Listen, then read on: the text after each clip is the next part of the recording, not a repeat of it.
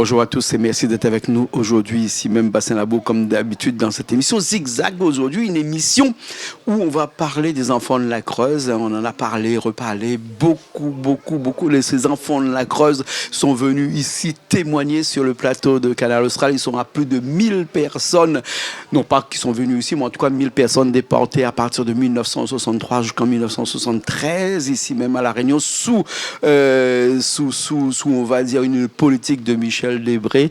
Et est-ce que c'était une bonne chose? Est-ce que c'était mauvais? Ces enfants nous disent à chaque fois qu'ils ont été déracinés et qu'aujourd'hui, ils ont encore les stigmates de cette déportation un peu par force, quelquefois, il faut le reconnaître.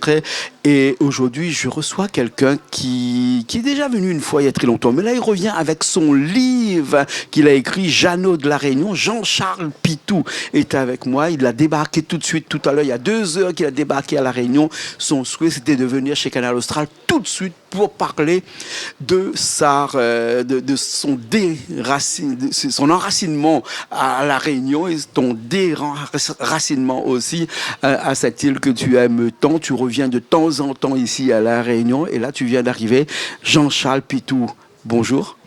Bonjour Jean-Claude et merci de m'accueillir à bras ouverts, on va dire, parce que c'est un plaisir, ça fait la 2e fois que je viens. C'est un plaisir de venir chez toi parce que tu peux me donner la parole et que je peux m'exprimer pour tous mes camarades qui ne peuvent pas s'exprimer. Bien sûr, je te dis qu'ici, on a une tribune ouverte et donc tu peux dire ce que tu as envie de dire. Du moment que tu blasphèmes ni l'un ni l'autre, mais en tout cas, tu peux dire. Alors, ce livre, parce qu'on va parler de ce livre-là, si tu es venu à La Réunion avec ce livre-là, oui. C'est pour en parler, ce livre-là, Jeannot de la Réunion, Jean-Charles Pitou, un hommage à ma sœur Jacqueline, qui, elle, n'a pas été déportée comme toi en 1963. 62 à 84 plutôt, mais qui est resté ici comme enfant de la DAS. Mais vous avez tissé des liens entre-temps quand toi tu étais là-bas et elle ici. Eh bien, le truc qu'il y a, c'est que comme mes parents, ils ont divorcé, mon père, il avait notre garde et il nous a placés à la DAS, à Belle-Pierre. Tu avais quel âge, cette période-là? J'avais 9 ans. 9 ans, et ma frangine avait 1 an de plus, elle avait 10 ans. Et moi, j'étais à Belle-Pierre, à Saint-Denis, et ma sœur, elle était à Saint-Pierre, rue Turenne, dans une famille d'accueil, qui ne s'était pas passée comme elle l'aurait souhaité, parce que, comme elle m'a dit ça avant de mourir il y a 2 ans, sur son lit d'hôpital, qu'elle a été tapée. Elle avait reçu des coups de... Elle aurait préféré être comme toi, exportée là-bas en métropole. Oui. Elle aurait préféré être aussi un enfant de la Creuse. De toute façon, elle fait partie de la liste des enfants de la Creuse. Mais elle est restée à La Réunion, elle n'est pas partie. Voilà, elle est restée à La Réunion, mais elle fait partie puisque j'ai reçu la liste que notre nom, Jacqueline et Jean-Charles, fait partie de cette liste-là. C'est vrai elle n'a pas parti en France, elle n'a pas vécu en France, elle est restée ici. Elle est restée ici, mais elle m'a dit ici, c'était la misère au soleil. Voilà. La misère au soleil. Est-ce que, comme disait Charles Aznavour, la misère, elle est meilleure au soleil qu'en métropole? Parce qu'il ne faut pas oublier que dans la Creuse, il fait froid quand même. Hein. Oui, voilà. Non, mais voilà. Moi, j'étais dans le Cantal, mais c'était pareil à quelques kilomètres. Oui, à quelques kilomètres près. On avait froid. Et puis, dans les années 60, il y avait quand même des mètres de neige. Des mètres de neige, il fallait aller à l'église parce qu'on était enfants curés, puisque la maison d'enfants était tenue par des religieuses et par des curés. Il fallait aller à la messe. Mais le problème, c'est que le matin, quand on se levait, il y avait des mètres de neige. Nous, on n'avait pas habitué à ça, nous. Mais tu t'es habitué comme assez rapidement, non? Parce que comme disait Platon, on s'habitue dans l'endroit où on est assez rapidement. Hein? Oui, mais parce qu'on n'avait pas le choix. On n'avait pas le choix. Ben on n'allait pas revenir le jour, à il y a la Réunion. neige, qu'est-ce que tu vas faire? Eh ben oui, on est obligé de faire la luge, on est obligé de faire du ski, on est obligé c'est bien, de nous faire on des paye pour bonhommes. aller faire ça. Ben oui, non, mais maintenant il y a moins de neige qu'avant. Ouais. Alors du coup, un il faut- changement climatique. Bref, en tout cas, tu es arrivé dans le Cantal, en France métropolitaine, là-bas. Pas de ton propre gré, parce que sous le règne de Michel Debré, comme on a dit tout à l'heure, tu es allé un peu forcé. Pas forcé, comment? On a demandé quand même l'autorisation à tes parents. Eh bien justement, c'est ça le problème. C'est que mon dossier avait brûlé. Alors je ne sais pas qui c'est qui a signé cette autorisation. Parce qu'il fallait absolument qu'il y ait un des parents qui signe. Oui, voilà. Mais qui? Parce que ma mère, elle pouvait pas parce que c'est pas elle qui avait notre garde. Donc ton père alors. Mais j'aurais bien voulu voir la signature sur ce bout de papier. Dans ce livre-là, tu dis qui a signé? Voilà, je pose la question et on se posera toute la vie puisqu'il est mort et on n'aura jamais une réponse. Voilà. D'accord, voilà. Et comme on dit, ils ont voulu faire un bien pour un mal. Voilà. Ou un mal point bien. Un mal point bien. Voilà, aussi, on va dire un mal aussi point dans le bien. deux sens. Voilà, aujourd'hui, tu es retraité, bien sûr, mais tu as fait quoi là-bas de ta vie, dans le Cantal ou dans la Creuse? J'ai bourlingué un petit peu, on va dire. J'ai vécu à Nice, j'ai vécu à... Tu étais dans une famille d'accueil ou bien quand tu es arrivé là-bas, ou bien sinon tu étais chez des gens? Dans une maison d'enfants. Une maison d'enfants. C'est différent pour les enfants qui sont chez des familles d'accueil, qui quelquefois les ont pris pour, disons le mot, pour des esclaves, voilà. Et quelquefois qui l'ont pris pour les propres enfants. Oui. Nous, on a reçu des gens qui sont arrivés ici, qui sont médecins, qui sont docteurs. Ouais. Et il y en a un qui est avocat aussi. Hein. Oui, c'est différent. Il a bien réussi. C'est différent. Bien. Quand tu arrives là-bas, ça dépend où tu es placé. Exactement. Toi, tu es déplacé dans une maison d'enfants. Une maison d'enfants. On était une cinquantaine. Voilà. Et là, dans une cinquantaine, c'est à toi de faire ta vie. Là, c'est à toi de tracer ta vie. Déjà, quand je suis arrivé là-bas, je savais ni lire, ni écrire, ni compter. À 9 ans, tu savais ni lire, ni écrire. Et pourtant... Aujourd'hui, tu sais lire et écrire? Je me pose la question. Parce que tu as écrit un livre. Tu as écrit un livre. On parle d'un bien point mal ou un mal point bien. Bon, au moins, tu sais lire et écrire. Voilà. Mais ce qu'il faut mettre dans son contexte à ce moment-là, c'est que ma grand-mère, elle était directrice et institutrice. Laquelle grand-mère on parle là? Celle de là-bas? Paternelle. Ici à La Réunion? À La Réunion. Mais tu l'as connue? Oui, je l'ai connue parce que je suis venu en 75, j'avais 20 ans et j'ai travaillé sur les cartes. Donc vous n'étiez pas forcément bien déraciné alors que c'était venu? Eh ben, tu sais, on peut... Attends, parce que j'ai mis un petit truc là que tu as écrit. Attends, 2 minutes. Hein. Cette première expérience d'apprentissage m'a offert les yeux sur mon destin. J'ai acquis la certitude qu'il ne nous ramènera jamais à La Réunion, qu'il me faudrait désormais me débrouiller seul. Ils avaient menti et je me trouvais seul, adolescent, coupé de mes racines, de ma famille, face à mon avenir. À 20 ans, tu vas retrouver ta famille ici. De 9 ans à 20 ans, ça a 10 ans seulement. Il y a 10 ans. Et puis, comme j'étais apprenti dans le bâtiment, j'avais économisé, parce qu'à l'époque, on touchait les congés payés. Oui. Et j'avais économisé justement ces congés payés avec un CAP, parce que j'ai quand même passé mon CAP. Et j'ai voulu, et même que je n'étais pas instruit, j'ai voulu quand même passer mon CAP. Est-ce que tu aurais passé ton CAP ici à La Réunion, alors même bien, s'il fallait rester ici, qu'à 9 ans, tu ne savais pas lire ni écrire? Tu t'es posé la question? Oui, non, mais je vais te répondre parce qu'avec du recul, on ne sait pas. On ne sait pas parce que à cette époque... Comme tu ne sais pas, est-ce que c'est bien d'avoir été déporté ou c'est pas bien d'avoir été déporté en France métropolitaine, là-bas, et notamment à la Creuse? Comme j'ai dit, il y a un bien point mal. Voilà, un mal point bien. Ou un mal point bien, voilà. Mais c'est que dans cette histoire-là, il y en a beaucoup qui se sont sortis, on va dire, mais il y en a beaucoup. Est-ce qu'on sait le pourcentage? Qui n'ont pas pu... Est-ce qu'on sait il y a à peu près combien? 1000 personnes ou 1800 personnes? 2100 personnes. 2100 personnes. Et je me pose la question s'il n'y en a pas plus. Ouais, 2100 personnes. Parce qu'il y en a qui avec du recul, qui n'ont pas été recensés. Ouais. Non, les papiers qui ont brûlé, quoi.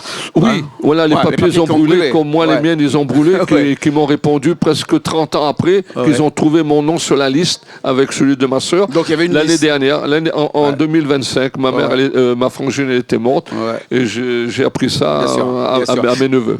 Et Jean-Charles Pitou, vous avez porté plainte pour ça? aussi.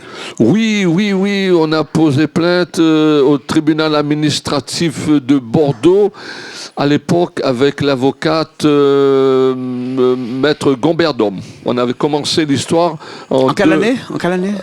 Je pense que c'était en 2005 ou en 2006 déjà. Vous avez gagné une cause actuellement? Oui, vous avez été dédommagé financièrement? Rien du tout. Rien. Pourtant, on a entendu dire que vous avez été dédommagé financièrement. Mais pas tout le monde, pas les 2100 personnes. Enfin, en tout cas, ceux qui sont encore là et qui n'ont pas, sont pas décédés entre-temps. Peut-être que certaines personnes, je dis bien peut-être, hein, je suis pas sûr, je mets entre guillemets, hein, qui ont eu touché quelque chose. Mais moi, personnellement, j'ai rien vu. Ouais. J'ai rien vu, et même mes camarades, ils n'ont rien vu du tout. Ouais. Mais peut-être, hein, j'ai bien dit peut-être qu'ils ont touché quelque chose. Ouais. Je ne suis pas sûr. Hein. C'est pour ça qu'en page 89 de ton livre, tu dis que les responsables, c'est la cellule d'adoption de statut spécifique Conseil départemental de la Réunion et surtout la direction de l'enfance famille qui est responsable de tout ça. Ben oui, parce que y en a beaucoup qui cherchent à récupérer leur dossier et ils ne savent pas où s'adresser. C'est pas aux archives. C'est pas aux archives puisque c'est à la départementale de la Réunion, voilà. Alors du coup, dans la cellule famille. Oui, départementale de la famille d'adoption justement pour qu'ils puissent récupérer leur dossier parce qu'il y en a beaucoup qui savent direction pas où enfance famille. Voilà, enfance famille. Voilà. Ouais. J'ai mis toutes ces adresses là dans mon livre pour que les gens ils puissent savoir où s'adresser. Parce que, tu sais, entre-temps, là, je vais te raconter une histoire. J'avais un camarade qui s'appelait Maxime Lamandy. Maxime Lamandy est mort. Un camarade de là-bas ou d'ici? Non, de là-bas, de la maison d'enfants de Kézak. Maxime Lamandy. Donc, un copain de jeunesse. De combat. Un copain voilà, un camarade. On va pas, même pas un copain, c'est un camarade. On s'appelle un camarade. Et il a eu des enfants. Et ces enfants-là, ils ont voulu retrouver leurs racines. Jérôme Lamandy, il y a 2-3 ans de ça, j'ai trouvé une famille d'accueil pour qu'il puisse retrouver sa famille au tampon. Et on a fait un article justement à ce moment-là dans les journaux. Et il a retrouvé ses oncles. Qui habitaient à Saint-Pierre, là-bas. Et bien, pour moi, c'est une victoire. Parce que ils veulent rencontrer ils veulent retrouver leurs racines, ils veulent retrouver leur famille. Mais si on n'a pas des trucs comme ça, eh ben ces gens-là, ils restent au bord de la route. Ils sont orphelins et sans famille. Ils restent. Eh ben avant de venir là, avant de prendre l'avion, j'ai été rencontrer un camarade. Ça fait plus de 50 ans qu'on s'était pas vu. 50 ans. C'est comme si on s'est vu pas longtemps, c'est comme si on s'était jamais quitté. Ah ouais. Parce que le regard et le sourire, c'est comme si on... Un enfant de la Creuse aussi. Oui, et il s'appelle Axel Coché. Ils étaient 11 frères et sœurs qui habitaient à Brapanon. Et que leur père a travaillé chez mon grand-père comme mécano. Alors tu te rends compte que comment sont les histoires, on va dire. Bien sûr. Moi quand je l'ai rencontré à Marseille, j'étais tout content. Ouais. Alors on se dit, tu te rappelles? Oui, on se rappelle. Parce que c'est comme si on ne s'était pas quitté. Bien sûr, mais est-ce que toi, tu sens que, en tant que personne, en tant que Jean-Charles Pitou, tu te sens vraiment déraciné, tu te dis tous les jours en te levant le matin, qu'est-ce qu'on m'a fait? C'est pas bien ce qu'on m'a fait. J'aurais préféré rester à La Réunion que rester là-bas. Et c'est pour ça que vous avez porté plainte aussi à l'État il y a quelques années de cela. Est-ce que vraiment tous les jours tu te dis que c'est pas la meilleure chose qui m'est arrivée, mais c'est vraiment la pire des choses qui m'est arrivée? La meilleure chose, c'est qu'on a quand même appris un métier et qu'on a quand même sorti peut-être de la misère qui était à l'époque. Si tu étais resté ici à 9 ans, tu savais ni lire ni écrire, est-ce que tu te dis pas peut-être que tu aurais été RMI? Je vais choquer peut-être quelques personnes, mais c'est normal, ici je choque tout le monde. Que que tu aurais été RMIS ou RSA ou peut-être sans travail ou peut-être aussi en train de galérer comme beaucoup de Réunionnais galèrent aujourd'hui aussi quand même. Parce qu'il faut remettre dans le contexte. Oui, voilà. Il faut remettre dans le contexte. Il ne faut pas dire tout le temps peut-être que ça va mal. Ouais. Mais moi, à chaque fois que je parle comme ça, j'ai des mails le lendemain de tous les enfants de la Creuse qui viennent me tirer dessus à boulet de canon pour me dire il ne faut pas dire des choses comme ça. Mais moi, je vous dis, écoute, mes parents ont été déportés ici à La Réunion après 1848. Hein. On n'a pas porté plainte à l'État, nous. Hein. Parce que nous, comme j'étais souvent en Inde, hein, et je me dis que entre là-bas et ici, je préfère ici. Et toi, est-ce que tu t'es dit un jour où entre là-bas et La Réunion, aujourd'hui, ta vie est là-bas, est-ce que si on te disait de tout arrêter, d'ailleurs, tu es marié avec une femme qui est une métropolitaine, elle est là avec nous, hein, charmante, gentille, bien sûr. Et est-ce que tu aurais pas regretté ça? On peut pas refaire le monde de toute façon. Non, on va pas refaire. Le monde, hein. On va pas mais refaire quand on le remet dans le contexte. Oui. On va pas refaire le monde, mais justement, on va le mettre dans le contexte de l'époque. C'est vrai qu'à l'époque, il y avait peut-être un peu plus de boulot, on va dire, à La Réunion. Il y avait la misère. Parce que, bon, si on nous a enlevés, c'est qu'il y avait la misère. Ce qui nous a déportés, entre guillemets, pas enlevés, déportés, entre guillemets. Il y avait peut-être la misère, mais la misère, on l'aurait peut-être surmontée autrement que de nous avoir déportés, entre guillemets, là-bas, coupés de nos racines, coupés de notre famille, coupés de tout ça. Comme on dit, un arbre déraciné ne repousse pas. Mais on peut le replanter. On peut le replanter, mais les sinon, racines... tu n'aurais plus jamais connu ta femme, hein? Oui, mais... Et fonder un foyer avec des enfants, oui, comme tu l'as fait. Voilà, aussi. ça fait partie de la vie, ça fait partie de notre gène aussi. Mais est-ce que c'est avec des regrets? Des regrets, oui, bien sûr. Le seul regret que j'ai eu, c'est que je n'ai jamais pu, vivre avec ma sœur comme frère et sœur. Voilà. Ça, c'est mon seul regret. Tu l'as rencontré, tu avais 20 ans et tu as continué à la rencontrer encore pendant toutes ces années-là. Oui, mais pas période. Par période. Oui. J'ai pas vécu. Tu sais. T'aurais aimé habiter avec elle dans la même maison? Non, peut-être pas habiter dans la même maison parce qu'on a chacun notre fait caractère. Sa vie. De toute façon, je ne pas chez ma soeur, moi aussi. Hein. Et je la vois une fois tous les 15 jours ou tous les 3 semaines. Elle est là aujourd'hui, Léonie. Non, mais chacun a son caractère. On ne peut pas vivre avec 24 heures sur 24. Mais comme je dis, ici, on n'est pas chez nous. Là-bas, on n'est pas chez nous.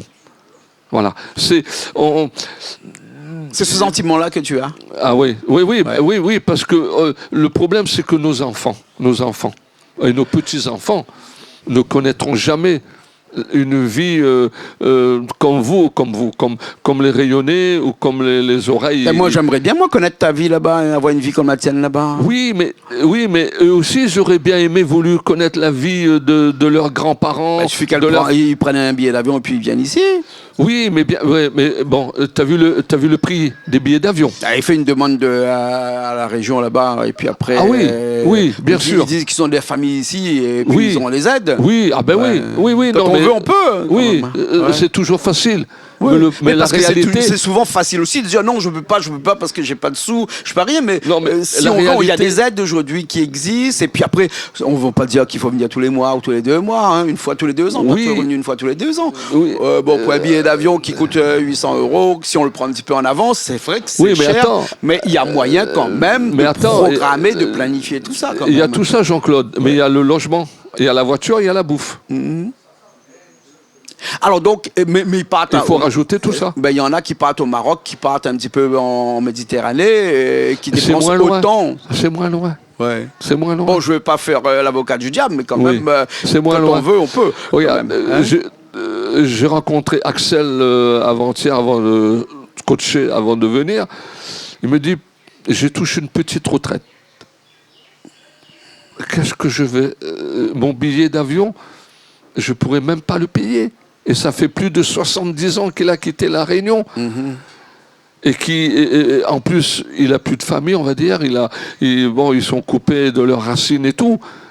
Mais tu te rends compte, là, dans leur tête, comment ils réagissent tout ça. Ceux qui ont été adoptés, c'est différent.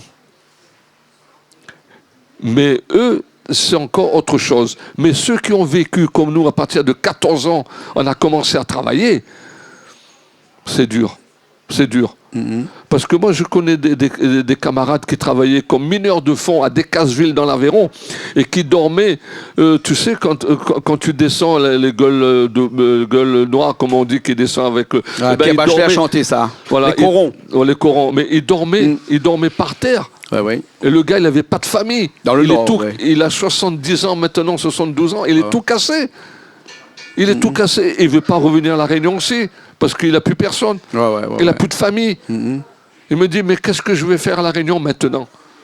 Je le comprends. Je le comprends, parce que quand tu arrives ici, il faut tout refaire, on va dire. Il faut tout reconstruire.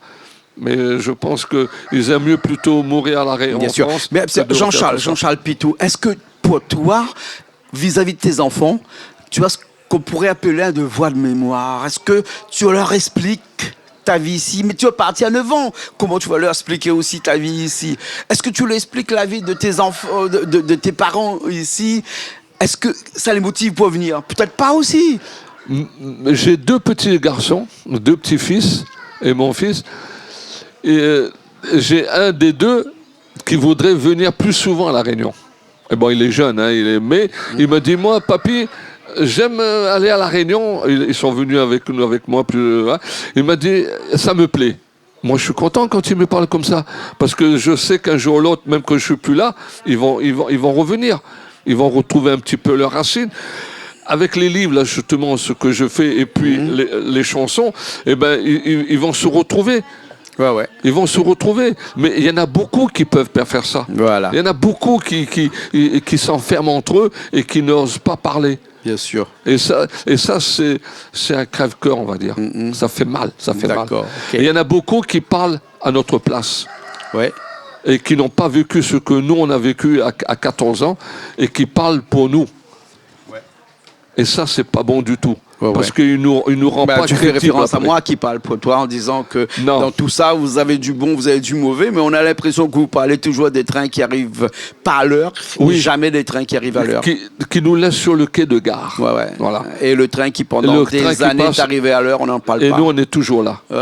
Attends, je vais te lire un petit truc parce que ton livre, tu commences comme ça avec une citation de Benoît Boileau, qui était en 1674. Tu fais référence à des textes qui sont quand même assez loin. Tu commences ton livre comme ça, vous dites « Hâtez-vous lentement et sans perdre courage. 20 fois sur le métier, remettez votre ouvrage. Polissez-le sans cesse et le repolissez. Ajoutez quelquefois et souvent effacez. » C'est-à-dire que même si la vie, tu l'as polie, tu l'as rangée, tu l'as fait en sorte qu'elle soit bien, tu pourras jamais l'effacer. Voilà. Nicolas Boileau, en 1674, tu commences ton livre comme ça. Je vous conseille d'aller lire ce livre-là. Moi, je ne l'ai pas lu en long, en large, en travers, mais je l'ai lu en diagonale un petit peu. C'est là que tout a démarré en page 79. Il faut attendre la page 79 pour savoir que tout a démarré. Là, le terreau est là, le jeune pousse aussi, il ne reste plus qu'à planter. Les hommes seront bientôt en place, la machine en marche. Les enfants réunionnais n'auront pas leur mot à dire. Les parents feront confiance à l'État français et à ses promesses de progrès pour leurs enfants. L'histoire des enfants de la Creuse peut commencer. Page 79, et c'est le président, le général de Gaulle et son ministre Michel Debré qui a dit ça. Voilà, en 1940 déjà. Et ensuite, ce texte-là a été encore, et là encore aujourd'hui, encore d'actualité. Et ce que je veux dire aussi, c'est que mes ancêtres, Antoine Pitou, je pense que c'est tout réuni pareil, les Pitou, ou les Boyers, on est ici depuis 1671. 1671. Mais de toute façon, les Pitou, on sait que c'est une vieille famille française. Quand on sait que les premiers sont arrivés dans les années 1670. Parce que je veux faire une parenthèse, parce que beaucoup, ils se doutent de plein de choses. Et je peux pas laisser passer ça. Bien sûr, bien sûr. C'est pour ça que tu as écrit ton livre, Jeannot de la Réunion. Voilà, Jeannot de la Réunion. En tout cas, merci beaucoup, Jeannot. Jeannot. Moi, je t'appelle Jeannot, tu t'appelles Jean-Charles Bijou. Tout le monde t'appelle Jeannot là-bas en France, là-bas. Oui, il y en a qui m'appellent Jeannot, il y en a qui m'appellent Pitou. Et puis bon, comme j'avais l'entreprise de peinture, comme je t'ai déjà dit, et puis comme tu es entrepreneur aussi, on m'appelle Pitou. Voilà. Pitou le peintre. Ouais, voilà. Merci beaucoup. Hein. Alors, tu as réussi, tu es entrepreneur. Oui, ouais, j'ai réussi, mais il fallait avoir beaucoup de courage. Il fallait avoir beaucoup de persévérance. Et il faut avoir beaucoup confiance en soi. Mais ça, c'est propre à tout le monde, ça, que ce soit ici ou là-bas. Oui, pareil, mais quand tu es tout seul, c'est encore pire encore. D'accord. Il faut se battre tous les jours. Même que tu es tout seul ou pas, enfin, il faut toujours se battre. Bien sûr. Voilà. Merci beaucoup. C'est la seule façon de se sortir. Jean-Charles Pitou, parce qu'on arrive à la fin de cette émission. Merci beaucoup. Tu vas nous chanter une chanson pour finir. Oui, je vais chanter une chanson. Un peu engagée quand même, cette chanson-là. Hein. Oui, parce que tu sais, il n'y a que des gens comme nous, on va dire, qui ont vécu cette histoire-là, qui peuvent l'exprimer dans leur foi et dans leur cœur surtout. Parce qu'il y en a beaucoup, comme j'ai dit, qui ont inventé des histoires et qui n'ont pas vécu et que ça ne donne pas le même sens. Bien sûr. Et je suis content que David Luzin m'a fait ces paroles-là par rapport à l'histoire. Et puis, je suis content que tu m'as accompagné à la guitare. Émilien Géminal à la percussion. Ça m'a fait plaisir que vous m'accompagniez. Et que ça a donné un peu plus de personnalité à cette chanson-là. Bon. Merci beaucoup. Ouais. Alors, on va l'écouter tout de suite. Oui, il n'y a pas de problème. Et nous, on va retourner à la cuisine parce qu'on est en plein cuisine aussi. Tu vas goûter. Écoute, je suis content parce que je suis arrivé là en plein de machin. On attend de faire la cuisine. Ça rappelle des souvenirs très lointains, tout ça. Et l'odeur comme j'ai dit, quand tu descends de l'avion, ou même là, l'odeur de tout ça, là, de Combavois, du thym, je peux même pas dire parce que ça remonte vraiment partout quand ça fait des frissons. On est content que ça te fasse plaisir. Oui. Mais quand ça, il faut le dire. Bien sûr. Il faut le dire. En tous les cas, je te remercie pour ton accueil. Et puis je vous souhaite une bonne année et que ce soit la meilleure. Merci. Voilà. Et que le cyclone il passe un peu loin. Il va passer loin cette année. Voilà, c'est ça. Et que le volcan il pète un petit peu pour que ça fasse un petit peu d'ambiance. Exactement. Il fait pas trop de mal lui quand il pète, comme on dit. Hein. Merci beaucoup Jean-Charles Pitou. Jeannot de la Réunion, un livre que vous pouvez voir, édition MCO, pardon. Voilà. Et on peut le trouver dans les librairies autrement à Saint-Denis. Autrement à Saint-Pierre aussi, ils peuvent le commander aussi sur Internet. Voilà. Comme j'ai un éditeur qui s'en occupe, il n'y a pas de problème. D'accord. Voilà. Merci beaucoup. De rien, mon grand. Au contraire. Merci. On fait madame qui est de l'autre côté aussi avec nous. Oui. Et à la famille qui est ici de Saint-Joseph. Je dis bonjour à mes neveux et à ma nièce. Qui habitent au Tampon et que ils sont là et puis voilà, et la vie continue. Bien sûr. Merci beaucoup. Merci à vous tous de nous avoir suivis dans cette émission consacrée aux enfants de la Creuse avec Jean-Charles Pitou aujourd'hui. Merci à Richard qui était à la technique comme d'habitude. Nous, on se retrouve très prochainement sur de nouvelles émissions, bien sûr, sur Canal Austral. Merci.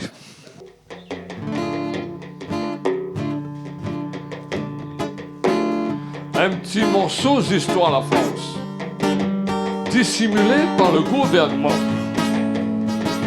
Un enfance volée et surtout un vie brisée.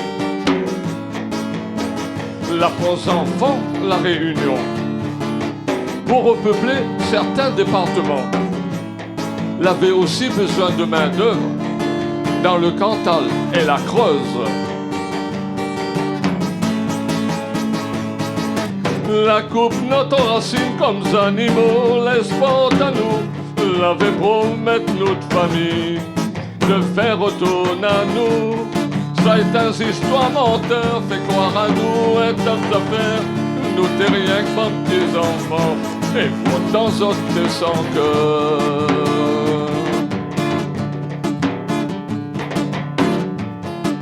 Comment raconte mon histoire?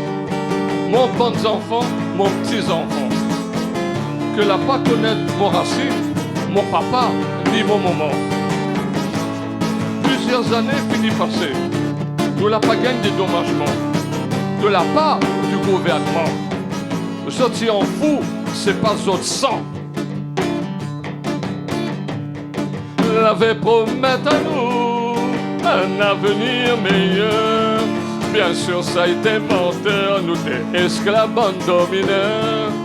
Enfants déracinés, mémoire traumatisée, famille déchirée par l'État, une histoire bafouée.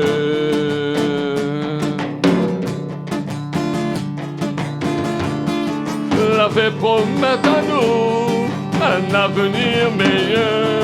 Bien sûr, ça a été menteur, nous des esclaves domineurs. Enfants déracinés, mémoire traumatisée, famille déchirée par l'État, une histoire bafouée.